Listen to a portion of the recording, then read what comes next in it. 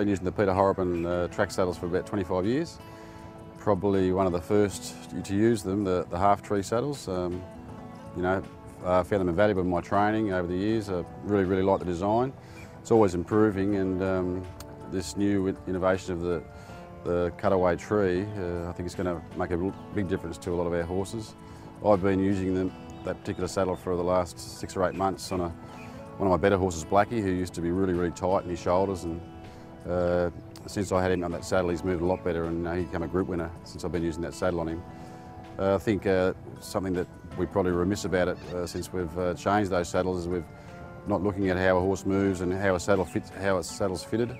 The equestrian people fit saddles all the time, yet for us racing people, we don't usually fit saddles to horses. And Peter's designed this tree so it's almost foolproof in that it can't damage their scapula or pinch their wither. And I think if you looked at some of the horses, the way they move when a saddle gets put on and a surcingle gets pushed down onto their wither, and you can just tell by the anger in the horse when you're saddling him up, you put these saddles on and that's all gone. And my physio is a real fan of them too, so we find we have much less soreness through that wither and spine with these saddles. So I think they're a great innovation, and any horse trainer who's really serious about training will be sort of looking at this as something he'll add to his array of saddlery. One of the biggest correlations in performance in racehorses is stride length, and the horse can only breathe once every stride during a race. So I had a mare 3 years ago now that was a stakes winning mare who'd lost her form, and she was really angry when I saddled her up, and we kept addressing her girth, putting sheepskin girth covers on her and thinking that was a problem. And it took us a while to work it out, but what was happening was as we saddled her up on race day, those half-tree saddles were digging into a wither. And a jockey commented one day when she'd run poorly again, said she didn't breathe throughout the race.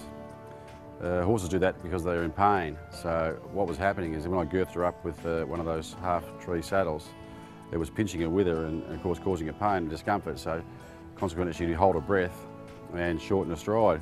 Well, once we worked it out, Peter gave me a bit of packing to put under the saddle, and her very next start she was stakes placed again. So that's just one of probably a million horses that'll be like that.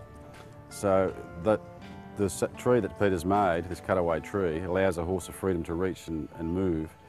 Is just got to be such a winner for any thoroughbred. You can just imagine if you're girthed up tight and you have something pinching in the back of your wither, just how hard it will be to perform at your best. And we spend ridiculous amounts of money on physio modalities like shockwave, equissage, ultrasound machines. When you think about it, why not just put a correct fitting saddle on your horse and eliminate all those problems from the start? The movement is so important, and the length of stride. If a horse takes a stride 3 inches longer than the next horse, has the same stride rate, he's going to finish a long way ahead of it at the end of a race. So I think not only track saddles but even all the race saddles should be made this way.